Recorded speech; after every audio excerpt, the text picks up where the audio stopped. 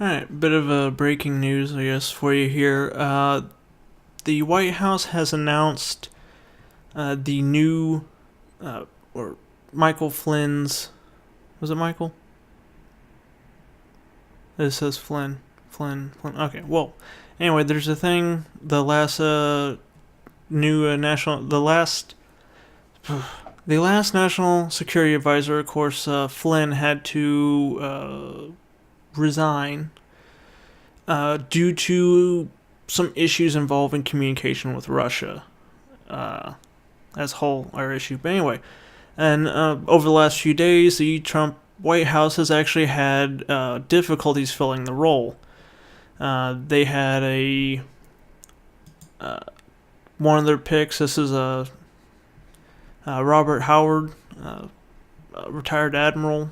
He passed on it because he wanted to have more control or more autonomy, as past national security advisors have had as far as picking his staff. Basically, he didn't really care for the idea of Steve Bannon being all up in his business. Petraeus was also evidently interviewed. Michael Bolton, former UN ambassador, was interviewed or considered.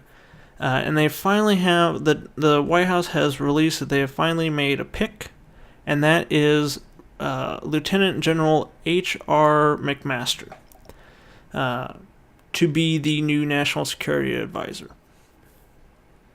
The president, according to an article from The Hill, the president called McMaster a career Army officer, a man of tremendous talent and tremendous experience. Tremendous. Trump made the announcement Monday at his Mar-a-Lago club in Palm Beach, Florida, where he had been interviewing a number of candidates for the job. His decision comes 1 week after he dismissed Flynn for misleading Vice President Mike Pence and others about whether he discussed U.S. sanctions with Russia's ambassador during the transition. Evidently, Trump has said that Pence had actually had a role in making the pick.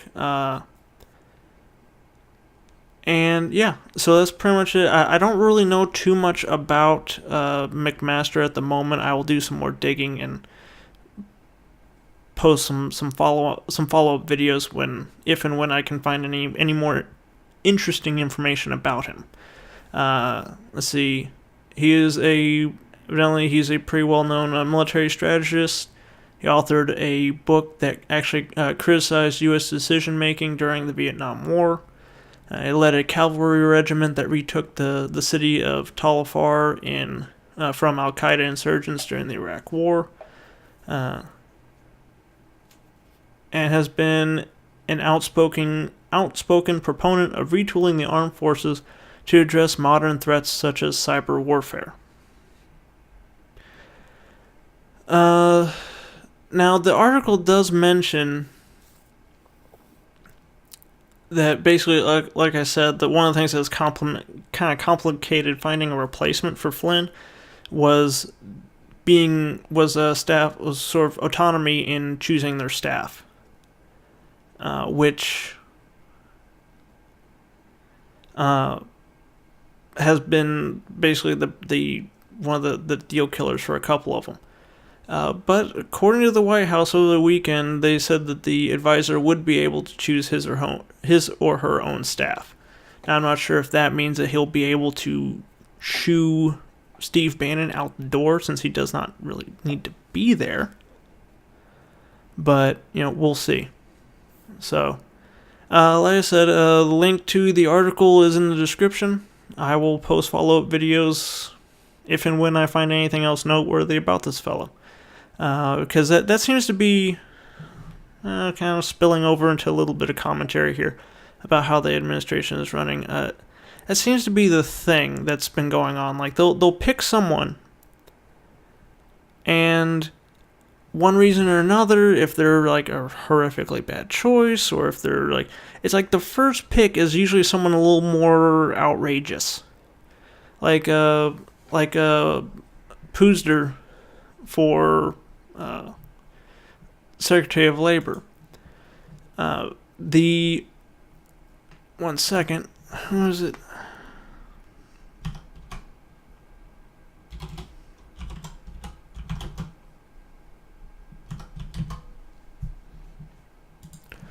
He had a lot of issues, a lot of anti-worker background, was under several lawsuits by his workers. So they drop him, and then they go with a guy named Alex Acosta, which honestly I've looked into his background, and I have so far not really found much that's stands out. I mean, he actually has a background in labor. I believe it was actually on the board or a member of the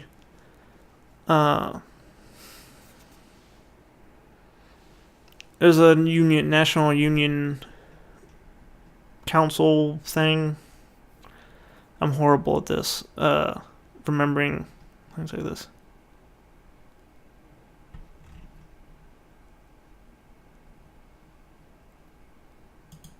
There we go.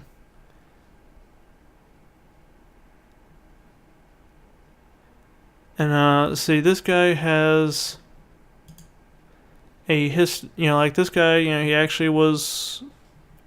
There we go. He has actually served on the National Labor Relations Board, stuff like that. Anyway, the point is, he actually seems like he has more of a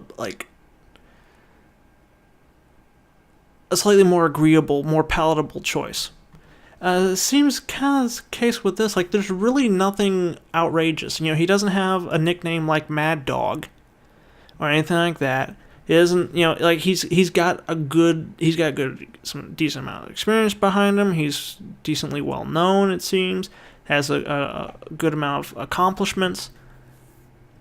So, I don't know. So honestly, I don't know what to make of it, but it just seems to be a pattern that when something doesn't work out with their first pick, they seem to okay, fine, we'll pick someone who's a little more fitting for the role.